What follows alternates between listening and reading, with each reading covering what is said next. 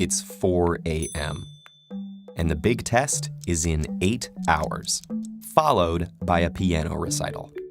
You've been studying and playing for days, but you still don't feel ready for either. So what can you do?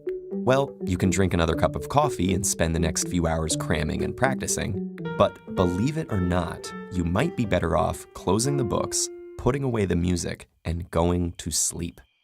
Sleep occupies nearly a third of our lives, but many of us give surprisingly little attention and care to it.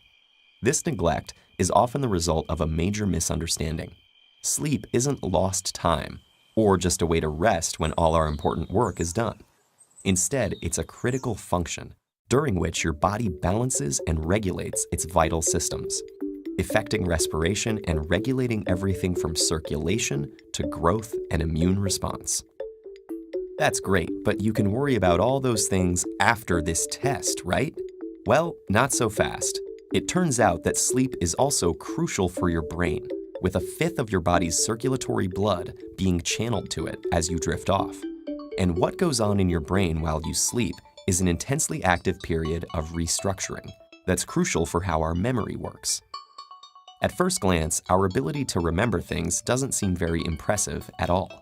19th century psychologist Hermann Ebbinghaus demonstrated that we normally forget 40% of new material within the first 20 minutes, a phenomenon known as the forgetting curve. But this loss can be prevented through memory consolidation, the process by which information is moved from our fleeting short-term memory to our more durable long-term memory. This consolidation occurs with the help of a major part of the brain, known as the hippocampus. Its role in long-term memory formation was demonstrated in the 1950s by Brenda Milner in her research with a patient known as HM. After having his hippocampus removed, HM's ability to form new short-term memories was damaged, but he was able to learn physical tasks through repetition. Due to the removal of his hippocampus, HM's ability to form long-term memories was also damaged. What this case revealed, among other things, was that the hippocampus was specifically involved in the consolidation of long-term declarative memory, such as the facts and concepts you need to remember for that test, rather than procedural memory, such as the finger movements you need to master for that recital. Milner's findings, along with work by Eric Kandel in the 90s, have given us our current model of how this consolidation process works. Sensory data is initially transcribed and temporarily recorded in the neurons as short-term memory. From there, it travels to the hippocampus, which strengthens and enhances the neurons in that cortical area.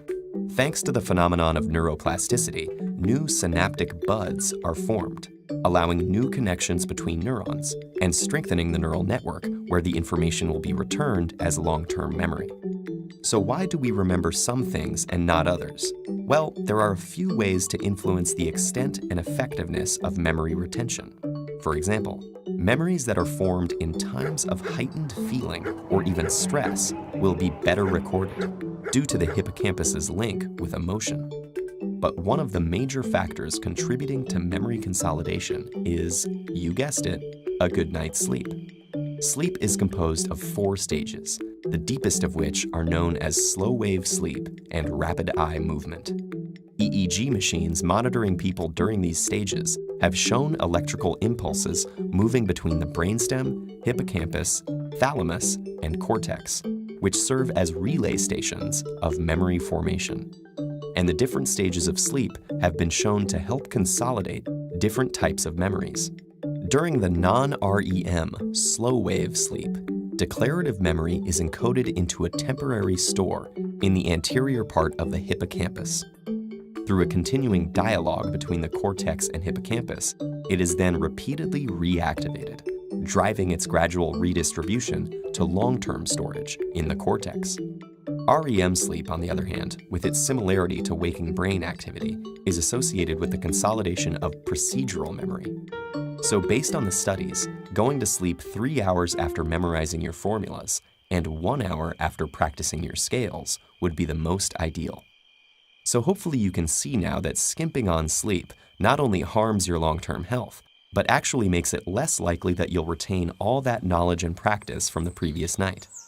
All of which just goes to affirm the wisdom of the phrase, sleep on it.